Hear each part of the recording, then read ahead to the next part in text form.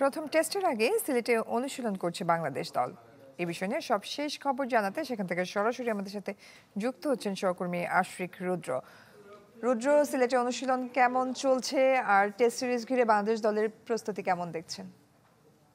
Cool perfume deodorant stick এর odor fighting formula দুর্গন্ধ দূর করে দেয় লং লাস্টিং ফ্রেশনেস 24 ঘন্টা পর্যন্ত।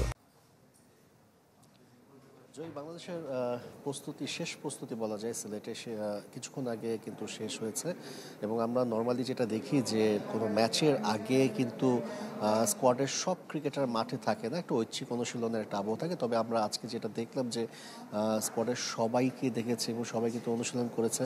তবে পেসাররা খুব একটা হার্ড ট্রেনিং করেনি, তারা অনেকটা বিশ্রামেই কাটিয়েছে বলা যায়। মাঠে এসেছে, ওয়ার্ম আপ করেছে, ফিল্ডিং নিয়ে একটা বাড়তি মনোযোগ আমি দেখেছি। পাশাপাশি কোচ সালাউদ্দিন, আপনি জানেন যে শুধুমাত্র এই আয়ারল্যান্ড সিরিজ পর্যন্ত তিনি আছেন, তিনিও কিন্তু ব্যাটসম্যানদেরকে নিয়ে আলাদা করে কাজ করেছেন। মোহাম্মদ আশরাফুল তিনিও কাজ করেছেন। আমরা যেটা সিলেটে দেখলাম যে উইকেট কিন্তু অনেকটাই বলা যায় green top wicket, true wicket খেলা হবে। সেখানে পেসাররা শুরুর দিকে একটা বাড়তি সুবিধা পাবে, পাশাপাশি রানও হবে যদি এখানে উইকেটে টিকে থাকা যায়। সেক্ষেত্রে বলা যায় যে বাংলাদেশের একাদশে 3 জন পেসার খেলানোর একটা সম্ভাবনা আছে।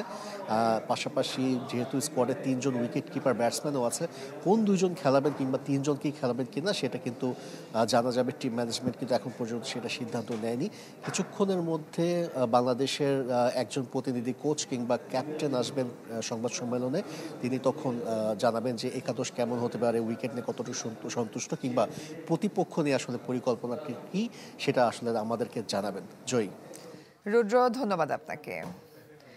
দর্শক, সিলেটে টেস্ট সিরিজ ঘিরে চলছে অনুশীলন, সব শেষ খবরাখবর জানছিলাম আমরা।